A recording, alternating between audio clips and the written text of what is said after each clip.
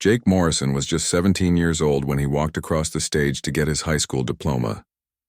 The sun was bright that day in his small Montana town. His mother cried happy tears. His father shook his hand firmly. But Jake's mind was already somewhere else. He had made a decision months ago, and tomorrow he would leave everything behind. The next morning, Jake stood in front of the military recruitment office. His hands shook a little as he pushed open the glass door. Inside, a stern-looking sergeant sat behind a desk covered with papers and coffee stains.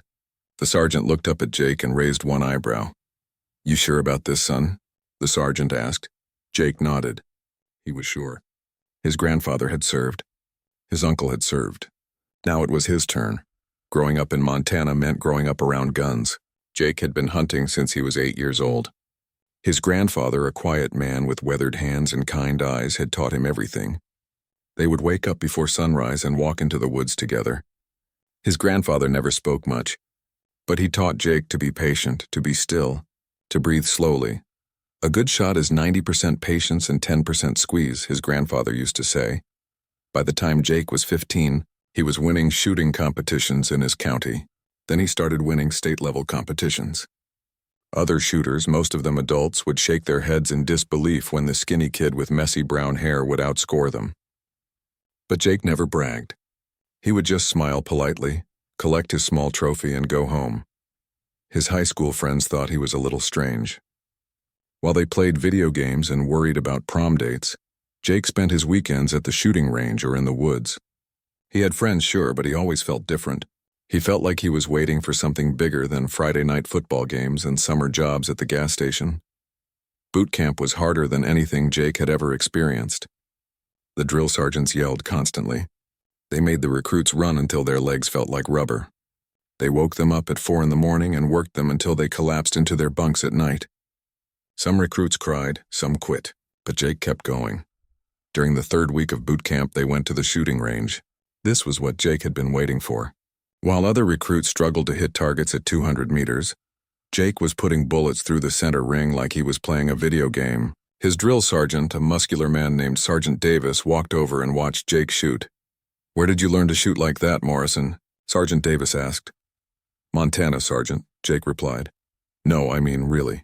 Who trained you?" "My grandfather, Sergeant." Sergeant Davis was quiet for a moment. Then he picked up Jake's rifle and examined it. He looked at the target downrange, then back at Jake. "How old are you, Morrison?" 18, Sergeant. "Just turned 18 last month." Sergeant Davis made a note on his clipboard. That night, Jake heard the drill sergeants talking about him. They used words like natural talent and potential. Jake tried not to smile as he lay in his bunk. Maybe he had made the right choice after all. The weeks passed. Boot camp became routine. Wake up, train, eat, train more, sleep. Jake's body got stronger. His mind got sharper. He made friends with some of the other recruits, but he mostly kept to himself. He wrote letters home to his mother every week. He never told her how hard it was. He never told her that sometimes late at night, he wondered if he had made a mistake. Then came the day that changed everything. The recruits were called into a large room. An officer stood at the front. He was tall and had multiple medals on his chest. He looked like someone from a movie. "Some of you have shown exceptional marksmanship skills," the officer said. His voice was calm but powerful. "We are looking for candidates for advanced sniper training. This is not easy. Most who try will fail, but for those who succeed, you will become part of an elite group. You will save lives. You will make a difference." Jake felt his heart beat faster. This was it. This was what he had been waiting for. The officer continued. "If you are interested, write your name on the sheet by the door. We will review your shooting scores and physical fitness records. Only the best will be selected." After the meeting, Jake walked to the door. His hand trembled slightly as he wrote his name on the sheet. He was the 5th person to sign up. By the end of the day, 30 recruits had put their names down. 2 weeks later, Jake was called into an office. Sergeant Davis was there, along with 2 other officers Jake had never seen before.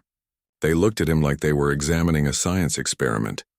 "Morrison, you scored the highest in marksmanship in your entire boot camp class," one of the officers said. "Your physical fitness scores are excellent. Your psychological evaluation shows strong mental discipline. We want you for sniper school." Jake tried to stay calm. "Yes, sir." "Thank you, sir." There is one concern, the officer continued. You are only 18. You have no combat experience. Sniper school is designed for soldiers with at least one deployment under their belt. You would be the youngest candidate we have ever accepted. Jake swallowed hard. I understand, sir. But I am ready. The officers looked at each other. Then the one in the middle, a colonel with gray hair, leaned forward. Tell me, Morrison, why do you want to be a sniper? Jake thought carefully before answering. He could have said something about patriotism or duty. He could have talked about his family's military history. But instead he told the truth. Sir, I have a gift. I can shoot better than anyone I know. I think I can use that gift to protect people, to save lives. I know I am young, but I learn fast. I work hard, and I will not let you down. The colonel nodded slowly. Then he smiled just a little bit. All right, Morrison, you are in. But understand this. Sniper school has a 70% failure rate. The training is brutal. The mental pressure is intense. If you cannot handle it, you will be sent back to regular infantry. No shame in that. But once you start, we expect you to give everything you have. Understood? Yes, sir, understood. 3 weeks later, Jake arrived at sniper school. The facility was in a remote part of the country, surrounded by hills and rocky terrain. There were 20 candidates in his class. Most were in their mid to late 20s. They had been deployed to Iraq or Afghanistan. They had seen combat. They looked at Jake like he was a child who had wandered into the wrong room. The head instructor was a man named Master Sergeant Thompson. He was short but powerfully built, with a face that looked like it had been carved from stone. He had been a sniper for 15 years. He had more confirmed kills than anyone wanted to count. Look around you, Master Sergeant Thompson said on the first day. Most of you will not be here at the end. Sniper training is not just about shooting. It is about patience. It is about discipline. It is about making impossible shots under impossible conditions. It is about living in your own mind for days at a time without going crazy. He walked slowly in front of the class. And it is about making life and death decisions. When you look through that scope, you will see a human being, not a target, a person, and you will have to decide whether to take that person's life. Some of you will not be able to do it. That is okay, but you need to know that now, before you waste everyone's time. The training was everything Jake had been warned about and worse. They learned to calculate distance, wind speed, temperature, humidity, even the rotation of the earth. They learned to account for the bullet drop over long distances. They learned to control their breathing and their heartbeat. They learned to remain perfectly still for hours even when insects crawled on their faces. Jake struggled at first. The other candidates were bigger, stronger, more experienced. They knew things he did not know. But Jake had something they did not have. He had spent his entire childhood learning to be patient, learning to be still, learning to feel the wind and the temperature and the weight of the rifle in his hands. By the 4th week, 3 candidates had quit. By the 8th week, 7 more had failed out. Jake remained. His shooting scores were the highest in the class. His fieldcraft was improving every day. The other candidates stopped looking at him like a kid and started treating him like a peer. Master Sergeant Thompson pulled Jake aside one afternoon. Morrison, you have a gift, he said. I have been training snipers for 12 years. I have seen maybe 3 or 4 shooters with your natural ability. But natural ability is not enough. When you deploy, when you are in a real combat situation, you will face things you cannot prepare for. Fear, doubt, guilt. The question is, can you handle it? I think so, sir, Jake said. Thinking is not enough. You need to know. Because when you are looking at an enemy through your scope and your spotter is telling you to take the shot, there is no time to think. You either do it or you do not. And if you do not, people on your side might die. Jake nodded. He understood. Or at least he thought he understood. Graduation day came. Out of 20 candidates who started, only 6 remained. Jake was one of them. He was also the youngest graduate in the history of the sniper school. His parents flew out for the ceremony. His grandfather was too sick to travel, but he sent a letter. Jake read it that night in his barracks. Proud of you, boy. You have grown into a fine soldier. But remember, a rifle is a tool. You are the weapon. Your mind, your heart, your discipline. Stay sharp. Stay humble. The plane landed in the middle of the night. Jake stepped out onto the tarmac and immediately felt the heat hit him like a wall. Even at night, the desert air was hot and thick. It smelled like dust and fuel. The sound of helicopters filled the air. Soldiers rushed back and forth carrying equipment and shouting orders. Jake grabbed his bags and followed the other new arrivals toward a row of buses. Nobody spoke much. Some of the soldiers looked nervous. Others looked bored, like this was just another day. Jake tried to look calm, but his heart was racing. The bus took them to Forward Operating Base Phoenix. It was a collection of temporary buildings, concrete barriers, and sandbag walls in the middle of nowhere. Guard towers stood at each corner, with soldiers watching the darkness beyond the fence. Jake had seen pictures of places like this, but being here in person was different. This was real. A sergeant directed Jake to his quarters. It was a small room with 8 bunk beds and lockers. Half the beds were already occupied. The soldiers sleeping there did not wake up when Jake entered. He found an empty bunk, threw his bags down, and lay on the thin mattress. Sleep did not come easy that first night. The next morning, Jake met his new unit. There were 12 men in his squad, and they all looked tired. Their uniforms were faded and dusty. Their faces were hard. They had been deployed for 4 months already, and they had 3 months left to go. The squad leader was a staff sergeant named Rodriguez. He was short and stocky, with a thick mustache and sharp eyes. He looked Jake up and down and frowned. "You are the new sniper?" Rodriguez asked. "Yes, Sergeant," Jake replied. "You look like you are 12 years old." Some of the other soldiers laughed. Jake felt his face turn red, but he kept his mouth shut. "Can you shoot?" Rodriguez asked. "Yes, Sergeant. We will see about that." Then Rodriguez introduced Jake to his spotter. The spotter was a man named Mike Chen. He was 30 years old, which seemed ancient to Jake. Chen had been in the army for 8 years. He had deployed to Iraq twice and Afghanistan once. He had a calm, steady way of moving and speaking that made Jake feel both nervous and safe at the same time. "So you are my new shooter," Chen said, shaking Jake's hand. His grip was firm but not aggressive. "Yes, Jake Morrison. Mike Chen. Everyone calls me Chen. How old are you, Morrison?" 18, Chen whistled softly. 18? Damn, I was 19 when I first deployed. Thought I was young. How did you end up as a sniper so fast? I scored high in marksmanship. They sent me straight to sniper school after boot camp. Chen nodded slowly. Okay, well, here is the deal. I have been a spotter for 3 years now. I have worked with 4 different shooters. 2 were excellent. 1 was okay. 1 got us both almost killed because he panicked. I need to know you will not panic. I will not panic, Jake said. Everyone says that. But when bullets start flying, when mortars start falling, when you see your friends bleeding, that is when you find out who you really are. Jake did not know what to say to that, so he just nodded. The first few days were spent getting used to the base routine. Jake learned where everything was. The mess hall, the gym, the supply depot, the medical tent. He learned the schedule. Wake up at 5, breakfast at 6, briefing at 7, patrol or guard duty or training for the rest of the day, dinner at 6, sleep whenever you could. Chen took Jake out to the shooting range on the 3rd day. It was just a flat area outside the base with targets set up at various distances. Chen watched as Jake went through his pre-shot routine. Check the rifle. Load the magazine. Get into position. Control breathing. Focus. Jake fired 5 shots at a target 500 meters away. All 5 hits were within a 6-inch circle. Chen looked through the spotting scope and nodded. Okay, you can shoot. That is good. But shooting at a paper target is different from shooting at a person. You understand that, right? Yes, Jake said. But he did not really understand. Not yet. On day 5, Jake went on his first patrol. The squad loaded into 2 Humvees and drove out into the desert. Jake sat in the back, his rifle between his knees, watching the landscape roll by. It was all brown and empty. Hills in the distance, dried-up riverbeds, abandoned buildings. Chen sat next to him. Stay alert, Chen said. This road has been hit by IEDs before. Improvised explosive devices. Roadside bombs. If you see anything that looks wrong, anything that looks like it does not belong, you call it out. Fresh dirt, wires, trash that was not there yesterday, anything. Jake nodded. His mouth was dry. He realized this was not training anymore. This was real.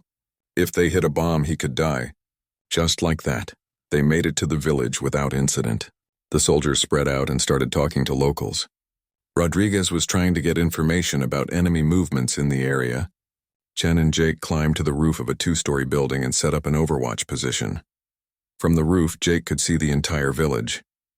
Women carrying water, children playing in the dirt, old men sitting in the shade. It looked almost peaceful. Your job is to watch, Chen said. Watch everything. Look for anything unusual. Anyone who looks nervous. Anyone who is watching us too closely. Anyone who reaches for something. You see a threat, you call it. I will confirm. Then, if necessary, you take the shot. They stayed on that roof for 4 hours. Nothing happened. Jake's legs cramped. His back ached. The sun beat down on them without mercy. But he kept watching. When they returned to base, Jake was exhausted. Chen patted him on the shoulder. Good job. That is what most of this work is. Watching and waiting. Boring until it is not. The next 2 weeks were more of the same. Patrols, overwatch, watching and waiting. Jake was starting to think maybe war was not as scary as everyone said. Then came the firefight. The squad was escorting a convoy of supply trucks through a narrow valley. Jake and Chen were in the rear Humvee. Everything seemed normal. Then the world exploded. The lead truck hit an IED. The explosion was so loud it felt like someone had punched Jake in the chest. The truck flipped onto its side. Black smoke poured into the air. Then gunfire erupted from the hills on both sides of the valley. Contact left. Contact right! Someone was screaming over the radio. The Humvees stopped. Soldiers jumped out and took cover. Jake did not remember getting out of the vehicle. 1 second he was inside. The next he was lying behind a rock with bullets snapping through the air above his head. Chen was next to him, completely calm. Morrison, set up. We need to find those shooters. Jake's hands were shaking as he got his rifle into position. He looked through his scope, scanning the hillside. Where were they? Where were the enemy shooters? Left hill, 200 meters by the group of rocks, Chen said, looking through his spotting scope. Jake swung his rifle toward the location. He saw movement. Then he saw a man with a rifle aiming down at the American soldiers. I see him, Jake said. His voice sounded strange in his own ears. Center mass. When you are ready, Chen said. Jake put the crosshairs on the man's chest. He could see the man's face. He was young, maybe in his 20s. He had a beard. He was concentrating on aiming his rifle. Jake's finger was on the trigger, but he could not squeeze. He was frozen. Morrison, take the shot, Chen said. Jake could not move. This was a person, a real person. Not a paper target, Morrison. Chen's voice was sharp now. Down below, an American soldier screamed. He had been hit. Something inside Jake broke free. He squeezed the trigger. The rifle kicked against his shoulder. Through the scope, he saw the man on the hill fall backward. Good hit, Chen said calmly. Next target. Right hill, 300 meters behind the wall. Jake found the second target. This time he did not hesitate, he fired. The target went down. Good, keep scanning. For the next 20 minutes, Jake and Chen worked together like a machine. Chen would spot targets. Jake would shoot. They silenced 3 more enemy fighters. Finally, the remaining enemy broke contact and disappeared into the hills. When it was over, Jake realized he was shaking. His hands trembled as he put his rifle on safe. He felt sick to his stomach, Chen noticed. First time is always hard, he said quietly. You did good. You saved lives today. That soldier who got hit, he is alive because you stopped that shooter. Remember that. Jake nodded, but he did not feel good. That night, lying in his bunk, he kept seeing the face of the first man he had killed, the man with the beard, the young man who would never go home. Over the next few weeks, Jake went on more patrols. There were more firefights. He made more shots. Each time it got a little easier. Not easy, but easier. He learned to separate himself from the act. To think of it as a job, a necessary job. Chen helped him process it all. They would talk late at night sitting outside their quarters looking at the stars. I killed my first man when I was 19, Chen said one night. I threw up afterward. Thought there was something wrong with me, but my sergeant told me something I never forgot. He said feeling bad about it means you are still human. The day you stop feeling anything, that is when you should worry. Do you still feel bad? Jake asked every time. But I know why I am here. I am here to protect my brothers, to protect innocent people. Sometimes to do that we have to do hard things. That does not make us bad people. It makes us soldiers. Jake thought about that a lot. He wrote letters home, but he never told his mother about the shooting. He just said he was doing fine, staying safe, learning a lot. Jake and Chen left the base at 3 in the morning. The moon was just a sliver in the sky, giving them barely enough light to see. They carried their rifles, ammunition, water, and food for 2 days. The ridge they needed to reach was 5 miles away, and they had to get there before sunrise. They moved slowly and carefully through the darkness. The desert at night was surprisingly cold. Jake could see his breath in the air. Every sound seemed too loud. The crunch of their boots on rocks, the rattle of their equipment. But they had to keep moving. Chen led the way. He had done this many times before. He knew how to navigate by the stars and by memory. He knew where to step and where not to step. Jake followed close behind, trying to learn everything he could. By the time the first light appeared on the horizon, they were climbing the ridge. It was steep and rocky. Jake's legs burned with effort. His back ached from the weight of his gear. But they kept climbing. Finally, they reached the top. Chen found a position between 2 large rocks that gave them a clear view of the valley below. Far in the distance, Jake could see a compound, small white buildings clustered together. That was their target area. "Okay, let us set up," Chen said quietly. They arranged their equipment carefully. Chen set up the spotting scope. Jake positioned his rifle on a small tripod. They covered themselves with a camouflage net to break up their outline. From a distance, they would look like just another part of the rocky ridge. Then they settled in to wait. Waiting is the hardest part of being a sniper. People do not understand that. They think snipers just show up, take a shot, and leave. But the reality is hours and hours of lying perfectly still, watching, waiting for the right moment. Jake and Chen lay side by side, barely moving. They could not talk much because sound travels far in the desert. They communicated mostly with hand signals. They took turns watching through the scope while the other one rested their eyes. The sun came up. The temperature started to rise. By mid-morning, it was already hot. Jake could feel sweat running down his back. His mouth was dry, but he only allowed himself small sips of water. They had to make their supplies last. Nothing happened for hours. Jake watched people moving around the compound. Women hanging laundry. Children playing. Men sitting in the shade. It looked like a normal village, not a terrorist hideout. "How do we know he is even there?" Jake whispered. "Intelligence says he is. We wait until we have confirmation," Chen whispered back. More hours passed. The sun climbed higher. The heat became almost unbearable. Jake had never been so hot in his life. The rocks beneath him absorbed the heat and radiated it back up. It felt like lying on a frying pan. Noon came and went. Jake's legs were cramping. His eyes hurt from staring through the scope. He wanted to move, to stretch, to stand up, but he could not. This was the job. Movement, Chen suddenly whispered. "North building. 3 men coming out." Jake looked through his rifle scope. He saw 3 men emerge from one of the buildings. 2 of them had rifles. The 3rd man was in the middle. He was older, with gray in his beard. He wore white clothes that looked expensive. "Is that him?" Jake asked. Chen was looking at photographs they had been given. "Checking," he whispered. He studied the man through the spotting scope, comparing what he saw to the photos. Several long seconds passed.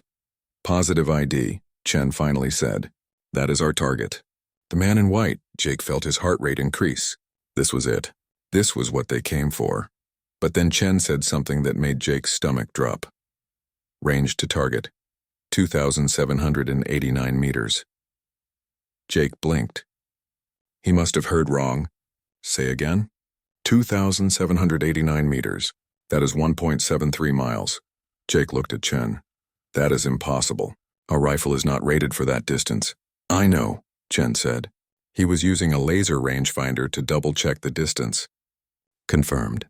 2,789. Jake looked back through his scope at the target. The man looked tiny, like a toy soldier. At that distance, he was barely a speck. "We should call for an airstrike," Jake said. "Already tried. Command says no air assets available. Closest helicopter is 90 minutes out. This guy could be gone by then." Chen was silent for a moment. "Morrison, I need you to listen carefully. I am going to calculate everything. Wind speed, air pressure, temperature, bullet drop, all of it. This shot is beyond our weapon's effective range, but it is not beyond its maximum range. Theoretically, it is possible.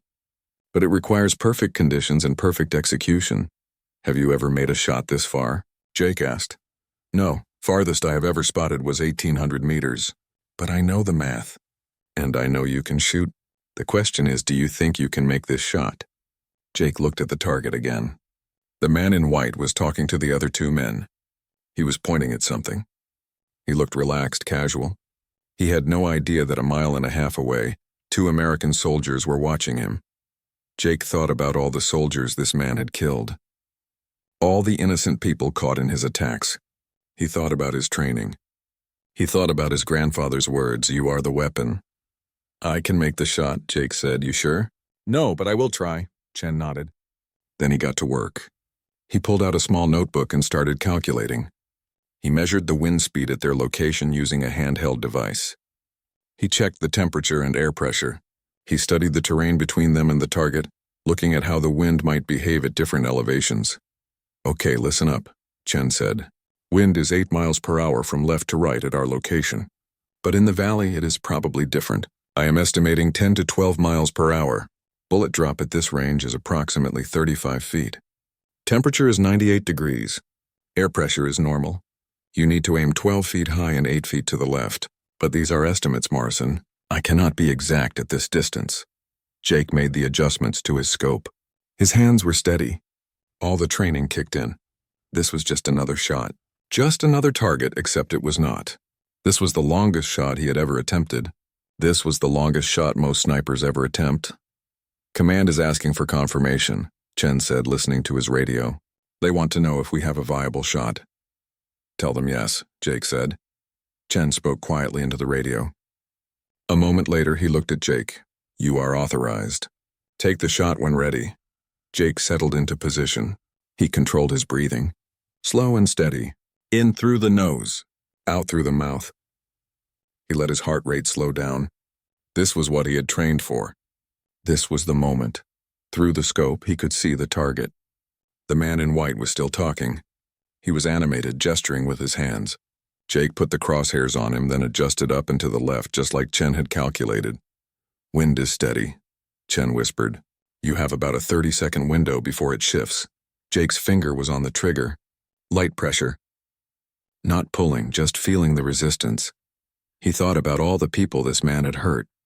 All the families destroyed. All the lives ended too soon. He thought about his grandfather teaching him to shoot in the Montana woods. He thought about sniper school.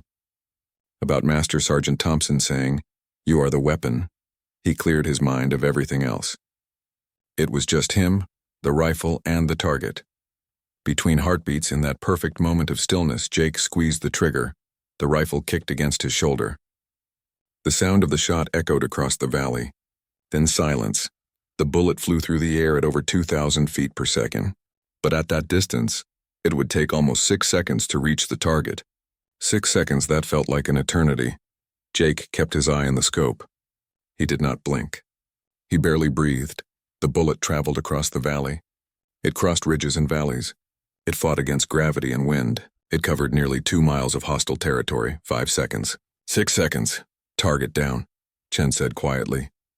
Through the scope, Jake saw the man in white collapse. The 2 men with him looked around in confusion. They did not know where the shot came from. At that distance, they probably did not even hear the rifle shot. "Confirmed kill," Chen said into the radio. "Target neutralized." Jake kept watching through the scope. The 2 men were dragging the target's body inside. People were running. There was chaos in the compound, but they still did not know where the shot came from. "We need to move," Chen said. "As soon as they figure out our position, this place will be crawling with unfriendly people." Jake nodded, but he could not move yet. His entire body was shaking. Not from fear, from adrenaline. From the realization of what he had just done.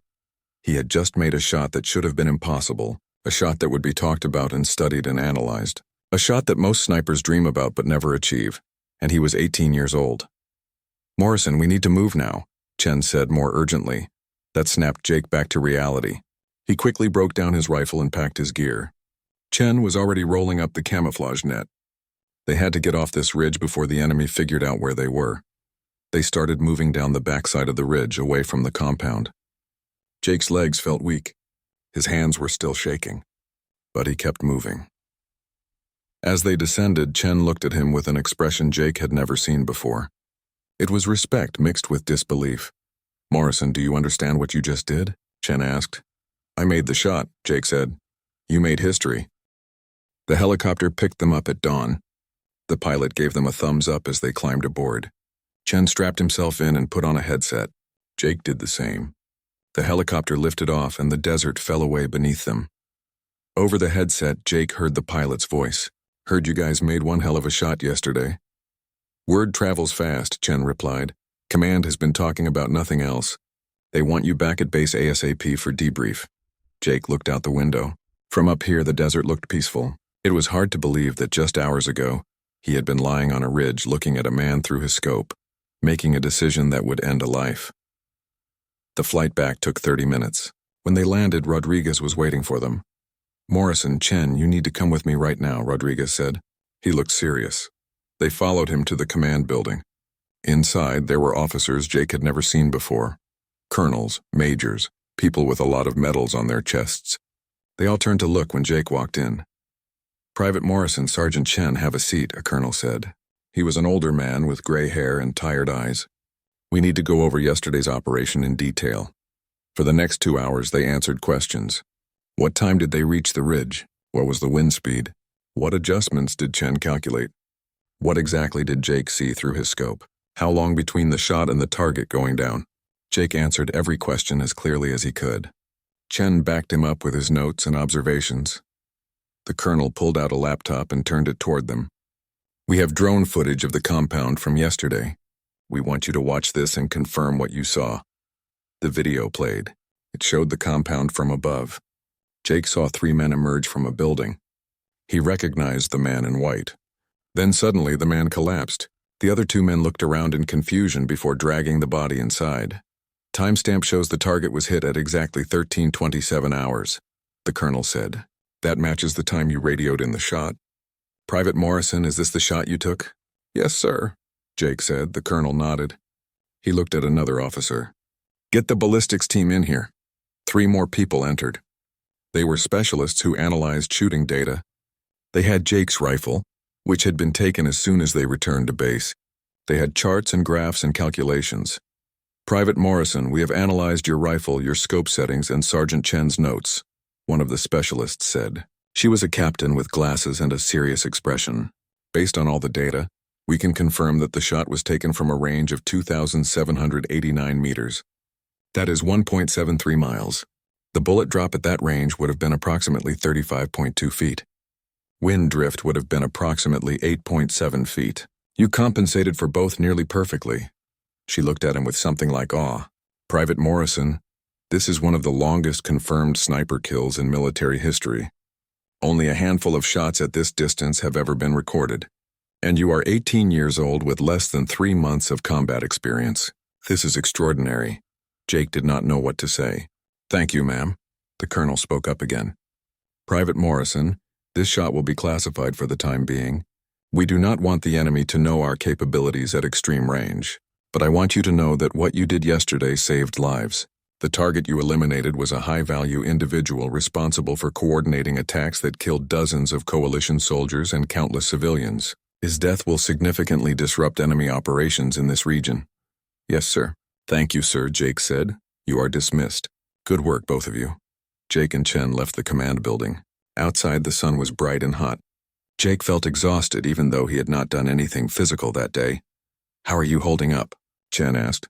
"I do not know," Jake admitted. "This does not feel real." "It is real, and it is going to get more real. Once the brass finishes analyzing everything, this shot is going to become a case study. You are going to be asked about it a lot." Chen was right. Over the next few days, Jake was interviewed by various officers and specialists. They wanted to understand every detail: how he calculated the shot, what he was thinking, what he was feeling. Other soldiers in the unit started treating him differently. Some looked at him with respect. Others seemed almost afraid of him. Word had spread about what he did, even though the exact details were classified. Rodriguez pulled Jake aside one afternoon. "Morrison, I owe you an apology.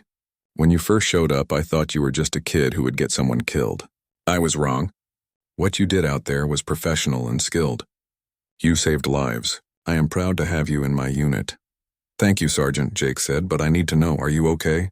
Taking a life, especially at that distance, can mess with your head." Jake thought about the question. Was he okay? He was not sure. "I keep seeing his face," Jake admitted. "The target. I saw him through the scope. He was just standing there talking, living his life. Then he was gone. Rodriguez nodded. That is normal. It means you are human. The fact that you feel something means you have not lost yourself. But you need to remember why you did it. That man killed innocent people. He would have killed more if you had not stopped him. I know. It is just hard to reconcile sometimes. It is always hard. If it ever becomes easy, that is when you need to worry. Have you talked to Chen about this? A little bit. Talk to him more. He has been through this. He can help, and if you need it, there are counselors on base. No shame in that. That night, Jake and Chen sat outside their quarters.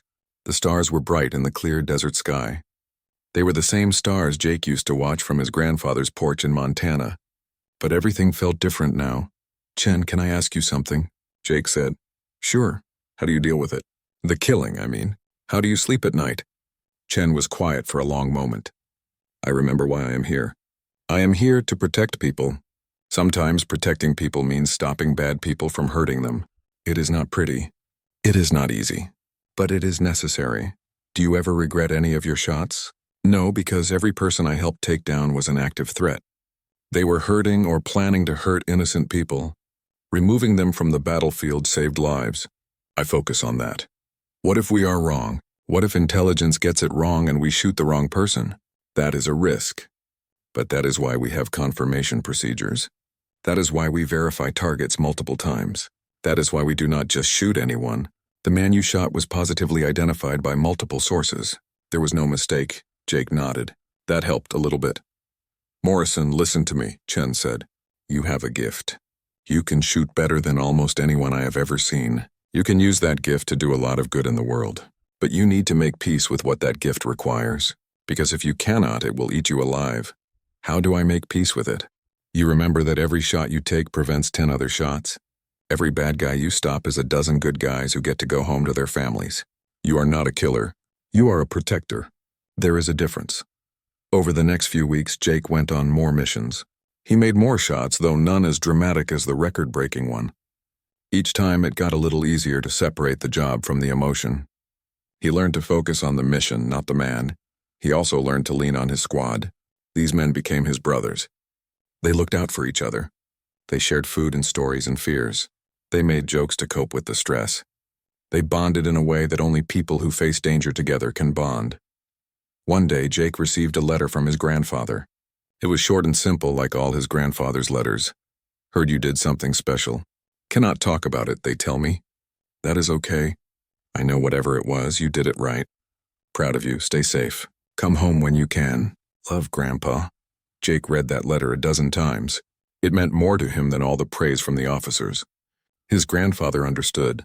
His grandfather knew what it meant to be a soldier, to carry the weight of hard decisions.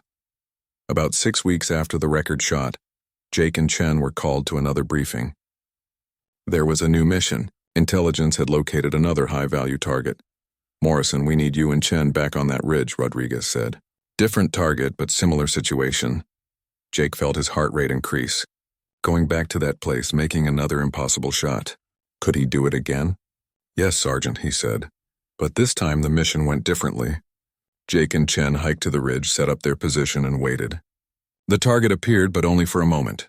By the time Jake had the shot lined up, the target was gone back inside. They waited for 12 hours. The target never came back out. Finally, command called off the mission. As they hiked back, Jake felt an odd sense of relief. He was prepared to make the shot. He would have made the shot if necessary, but he was glad he did not have to. You okay? Chen asked. Yeah, just thinking. About how strange this job is. We wait hours or days for a few seconds of action, and in those few seconds everything changes. That is exactly right. Welcome to the world of sniping.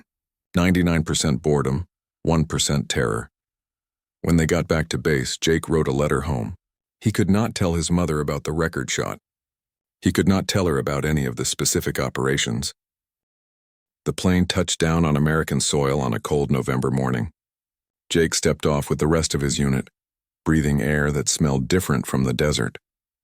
It smelled like home, clean and fresh and familiar. His mother was waiting at the gate. She saw him and immediately started crying. She ran to him and hugged him so tight he could barely breathe. His father stood nearby, trying not to cry but failing. They held each other for a long time, not saying anything, just being together. "You look different," his mother said, pulling back to look at his face. Jake knew what she meant. He could see it in the mirror. His eyes looked older. His face was thinner, more serious. He had left as a boy and come back as something else. "I'm okay, Mom," he said. "I am really okay." The first few days home were strange. Everything felt too quiet, too safe, too normal. Jake would wake up in the middle of the night, confused about where he was. He would reach for his rifle before remembering he was in his childhood bedroom, not in a combat zone. His parents tried not to hover, but he could see the worry in their eyes. They wanted to ask him things, about what he saw, what he did, but they did not know how to ask, and Jake did not know how to tell them. His grandfather was too sick to travel, so Jake drove out to see him.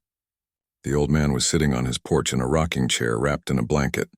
He looked smaller than Jake remembered, frailer. "There is my soldier," his grandfather said, smiling. Jake sat down next to him. They did not talk for a while.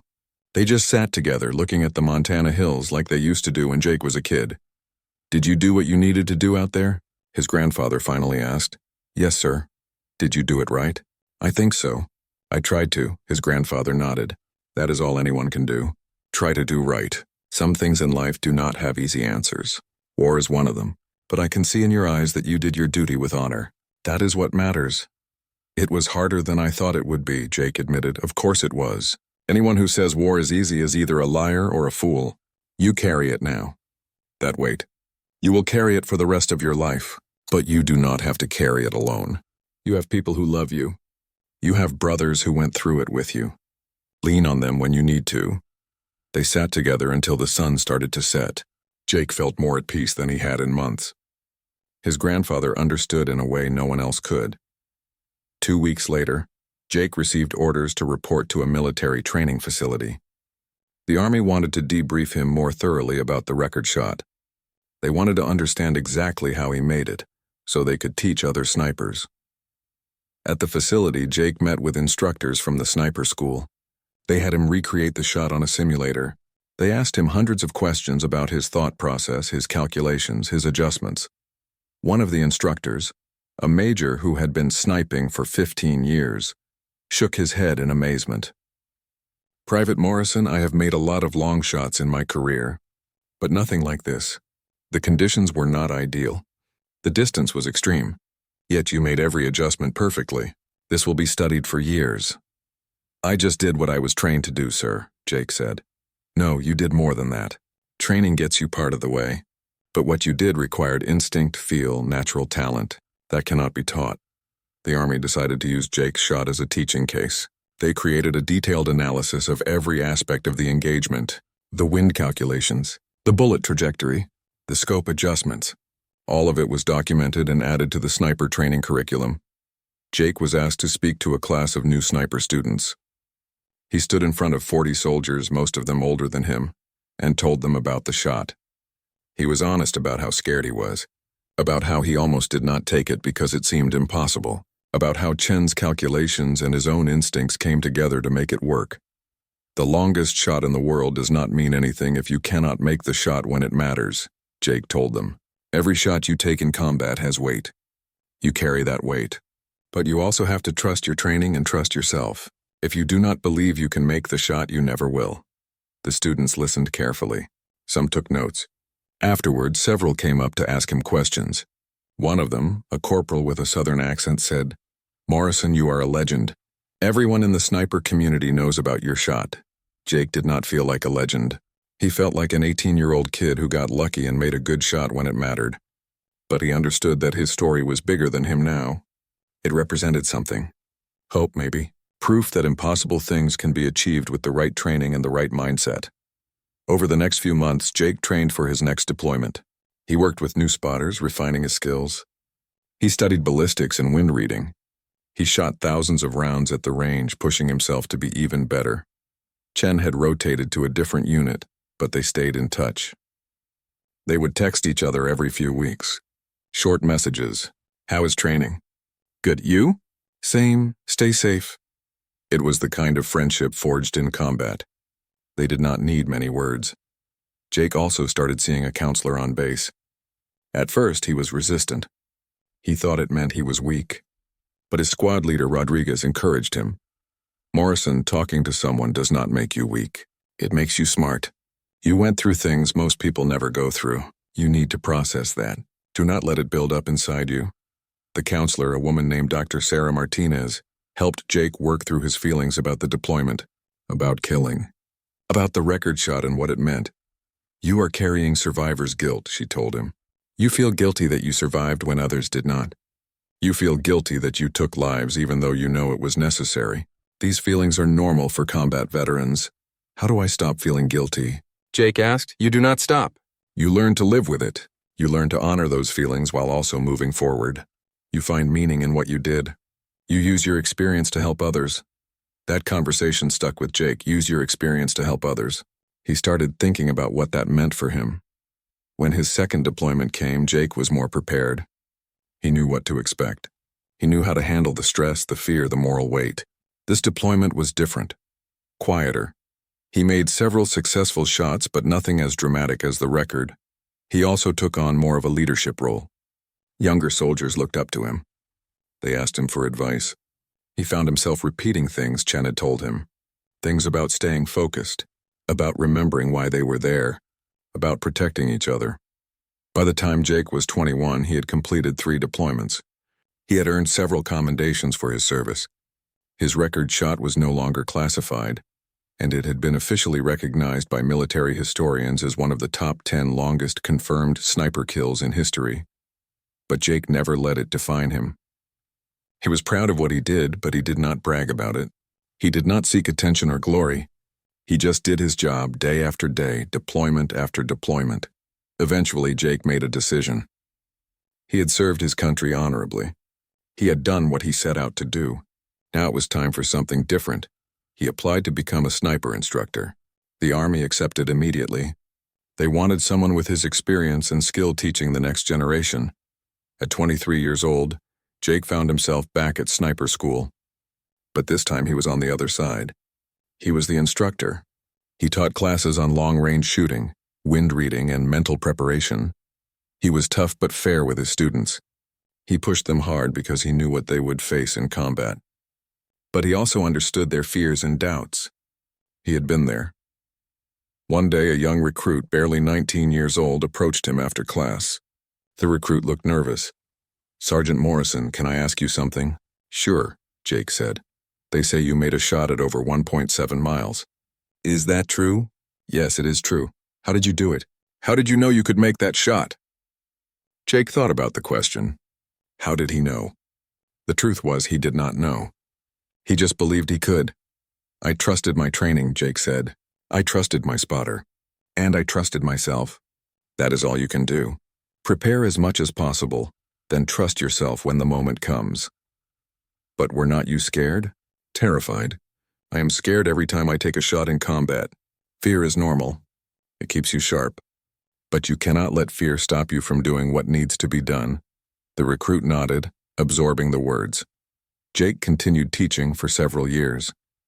He helped train hundreds of snipers. Some of them went on to make their own incredible shots. Some of them did not make it through the course. But all of them learned from him. During this time, Jake also started talking to veterans groups. He spoke about his experiences, about dealing with combat stress, about finding purpose after war. He was honest about his struggles, about the nightmares, about the guilt, about the difficulty of coming home. "People think being a sniper is glamorous," he told one group. "They think it is like a video game, but it is not. It is one of the hardest jobs in the military. Not physically, but mentally. You have to make decisions that haunt you. You have to live with those decisions for the rest of your life." He paused, looking at the veterans in the audience. Many of them nodded, understanding.